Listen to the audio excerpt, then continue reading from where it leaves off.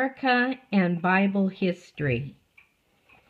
This is taken from John 12:4. The tragedy of Benedict Arnold, hero turned traitor. But Judas Iscariot, one of his disciples, who was intending to betray him.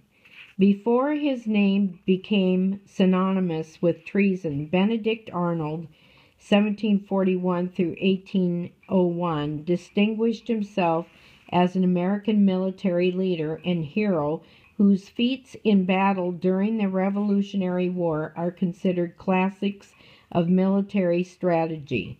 Some historians feel that the American Revolution might have been lost without his early contributions to the war effort. He led a daring march through the wilderness of Maine to attack Quebec in September 1775, a battle in which he was severely wounded in the leg but also promoted to brigadier general.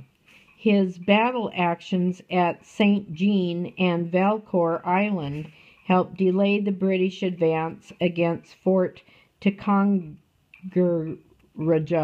until 1777. In February 1777, he learned that he had been passed over for promotion to Major General by the Continental Congress, which he perceived to be politically motivated, so he offered his resignation. General George Washington not only refused the resignation, but later that month, after Arnold's actions at the Battle of Ridgefield, adjusted his rank to Major General. His heroic actions during the pivotal fighting leading up to the defeat of General John Burgoyne in the Battle of Saratoga in October 1777 was key to the American victory, which is considered a turning point in the war. Arnold was again wounded in the leg he injured at Quebec, which left him nearly crippled, and he joined Washington's army at Valley Forge in May 1778 to much acclaim. In June 1778, Washington appointed Arnold to serve as military commander of Philadelphia to rebuild his own shattered finances. Arnold made business deals designed to profit from war-related supply movements, which angered many in the city.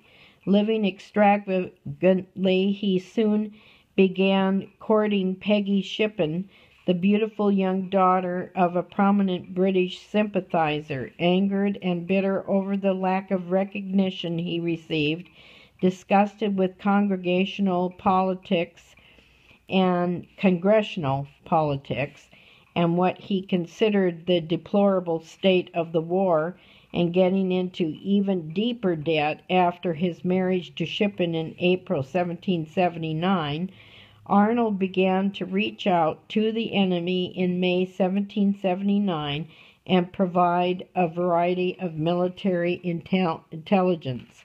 Benedict Arnold was a true American hero, but because of an offense at not being appropriately recognized, he succumbed to treachery. Based on Washington's trust of him, Arnold obtained the command of the fort at West Point on the Hudson River in August 1780, as well as authority over the entire American-controlled Hudson River. Working through British Major John Andre, Arnold negotiated an agreement in August to surrender the post to the British. Meeting with Andre on September 21st, Arnold promised to deliver the American stronghold at West Point for 20,000 sterling, perhaps 3 million today, an act that would have devastated the American cause, splitting the colonies in half.